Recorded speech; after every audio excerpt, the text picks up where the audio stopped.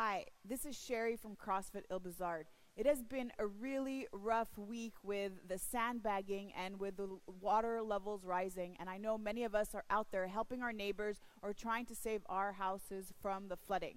But as the water levels rise, we need to be very, very mindful of how we continue to sandbag and to make sure that we will not injure our backs in the process. So remember that when you lift an object, the goal is to keep your back flat, to keep your back straight, and not lift with your back. So if I were to pick up a sandbag, it's really important that I keep my back straight and I bend over, engaging my legs to pick an object off the floor. I want to try to avoid curving my bag and rotating as quickly as possible. Also, when we shovel, what's really important is that we pivot off of our legs. So when we shovel, we want to make sure that, number one, we're going to switch sides. We don't keep continuing to throw and to use the exact same side in rotation. We want to make it equal on both sides, but it's important that we pivot from our hip. So when I shovel, I want to pivot from my hip and rotate instead of rotating just from my low back. So remember to switch sides. Remember to keep your back flat every single time you pick something up. And take breaks.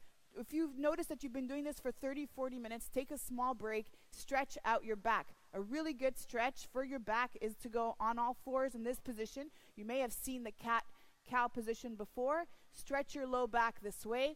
Another great way to stretch your back as well, and this is at the end of the evening or even in the beginning of the morning, is to stretch out the hamstrings, because all of this shoveling is getting our hamstring tight, and when our hamstring is tight, it's going to start to pull on the low back.